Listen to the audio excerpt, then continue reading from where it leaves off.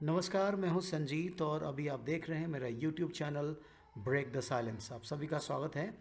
दोस्तों, बिहार सरकार के शिक्षा विभाग से एक लेटर जारी की गई है और यह लेटर डीए और एचआरए को अपडेट करने के संबंध में है। तो दोस्तों, बहुत दिनों से इंतज़ार था, लगभग 1.5 साल से ज़्यादा ऊपर हो गया है और अभी भी बीपीएससी टीचर हो या फिर विशिष्ट शिक्षक, उनको 50% ही डीए मिल रहा है। और जो एचआरए है, वो जो रूरल एरिया है उसके लिए 5% हो गया था, वो भी लगभग 1.5 साल हो गए और उसको अभी भी 4% के हिसाब से ही मिल रहा है। तो ये इंतज़ार ख़त्म होता हुआ दिख रहा है। लेकिन अभी मैं कहूँगा कि जब तक अपडेट नहीं होता कुछ भी कहा नहीं जा सकता। हालांकि देर से ही सही, लेकिन लेटर जारी कर दी गई है और इस लेटर के अनुसार जो एचआरएमएस पोर्टल है, क्योंकि जितने भी टीचर्स हैं उन्होंने अपने ग्रीवांस के थ्रू कई अपनी मांगे रखी और उसमें यही जवाब आया कि एचआरएमएस पर 50% से ज़्यादा नहीं हो सकता, लॉक कर दिया गया है।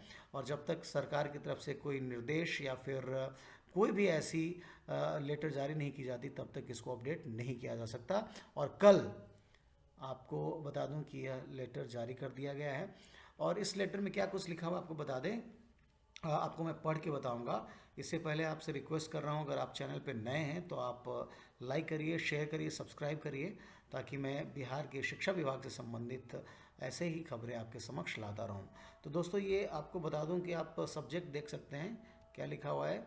बिहार लोक सेवा आयोग द्वारा अनुशंसित एवं नियुक्त विद्यालय अध्यापक एवं सक्षमता परीक्षा उत्तीर्ण विशिष्ट शिक्षकों का महंगाई भत्ता, चिकित्सा भत्ता, शहरी परिवहन भत्ता, मकान किराया भत्ता एवं वार्षिक वेतन वृद्धि को एचआरएमएस पोर्टल पर अद्यतन करने के संबंध में। दोस्तों, आपको यह पता होगा कि जो टीआरई 1 में ज्वाइन किया, ज़्यादातर लोगों ने 16 यानी नवंबर के महीने, नवंबर 2023 में ज्वाइन कर लिया था और उसके बाद उनकी जुलाई में पहली वार्षिक वेतन वृद्धि हो गई, 2024 में, फिर 2025 में भी हो गई। लेकिन अभी तक एक ही वार्षिक वेतन वृद्धि अपडेट हुआ है और जो महंगाई भत्ता है वह 50% ही मिल रहा है, जो कि 53 हुआ, 50 से फिर 55, फिर 58 अभी मिल रहा है, जो कि अभी विशिष्ट शिक्षक और बीपीएससी को नहीं मिल रहा है और उसी को एचआरएमएस पोर्टल पर अपडेट करने के लिए निर्देश दिया गया है। तो अच्छी खबर ये, मैं पूरा नहीं पढ़ूंगा, जो मेन पॉइंट है विशिष्ट शिक्षक का और जो विद्यालय अध्यापक का मैं इसकी बात कर रहा हूँ, ये अलग अलग दिया हुआ है लेकिन दोनों के लिए एक ही बात है।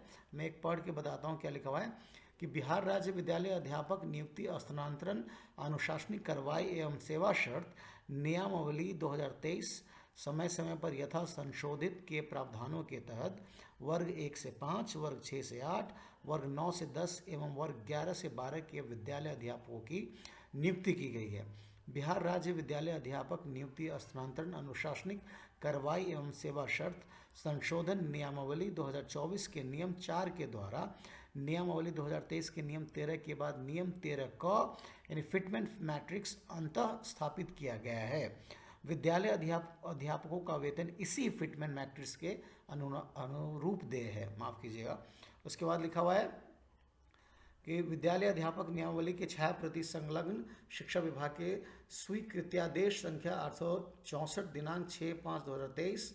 उसके बाद आगे लिखा हुआ है स्वीकृत्यादेश, आगे फिर से लिखा हुआ है कि संख्या 430 दिनांक 5/5/2023, स्वीकृत्यादेश संख्या 2159 दिनांक 6/10/2023 एवं स्वीकृत्यादेश संख्या 787 दिनांक 15 मार्च 2024 द्वारा विद्यालय अध्यापकों का पद सृजन किया गया है।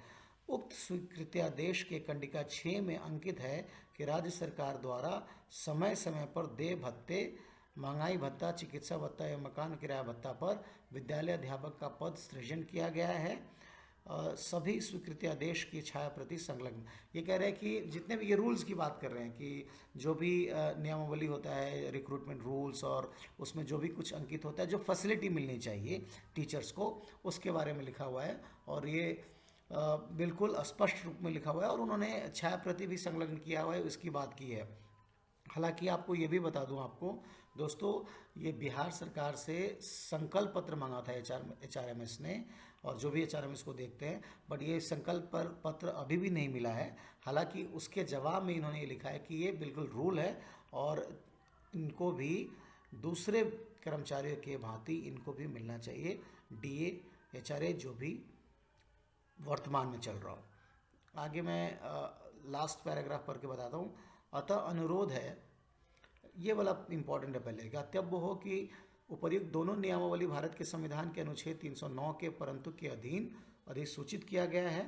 उक्त के तहत इस सभी विशिष्ट शिक्षक एवं विद्यालय अध्यापक की नियुक्ति की गई है। इन शिक्षकों का वेतन सप्तम वेतन आयोग के तहत अनुशंसित अन्य कर्मियों से भिन्न है, परंतु देय भत्ते सप्तम वेतन आयोग के समान है। तो आप देखिए, इसमें ये कह रहा है कि इनका जो ये स्पष्ट क्लियर कर दिया है कि जो 7th पे कमीशन है वो तो नहीं मिल रहा है, लेकिन जो भत्ते मिल रहे हैं इनको, यानी डीए हो, एचआर हो, वॉट जो सैलरी के अलावा मिल रहे हैं, वो सप्तम वेतन आयोग के समान मिलना है या है, ये कह रहे हैं। यानी डीए की बात करें, एचआरए की बात कर रहे हैं, और भी भत्ते जो इनमें बात कही गई है। तो आगे लिखा हुआ लास्ट पैराग्राफ में, अतः अनुरोध है कि सक्षमता परीक्षा उत्तीर्ण विशिष्ट शिक्षकों एवं बिहार लोक सेवा आयोग द्वारा अनुशंसित एवं नियुक्त विद्यालय अध्यापकों का महंगाई भत्ता, चिकित्सा भत्ता, शहरी परिवहन भत्ता, मकान किराया भत्ता एवं वार्षिक वेतन वृद्धि को एचआरएमएस पोर्टल पर अद्यतन करने की कार्रवाई सुनिश्चित किया जाए। और आप देख सकते हैं विश्वास भाजन में लिखा हुआ है, साहिला निदेशक प्राथमिक शिक्षा, दिनांक 14 नवंबर 2025 को। तो आपको ये बता दूं कि ये पहली बार ये ऐसा लेटर नहीं है, पहले भी आया था अद्यतन करने के लिए, यानी अपडेट करने के लिए, लेकिन उस पर कुछ भी सुनवाई नहीं हुई थी और सभी शिक्षक इंतजार ही कर रहे थे। और डीए और एचआरए की बात तो अलग है, जो इनका वार्षिक वेतन वृद्धि भी है। सबको पता है कि जुलाई में और 1 जनवरी में वृद्धि होती है। जिनका जुलाई में है तो उनका जुलाई टू जुलाई होता है, फिर जनवरी।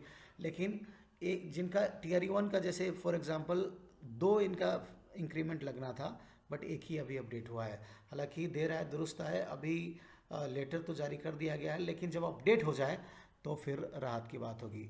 अभी तक के लिए इतना ही दोस्तों, आप बने रहिए ब्रेक द साइलेंस के साथ। जय हिंद, जय बिहार।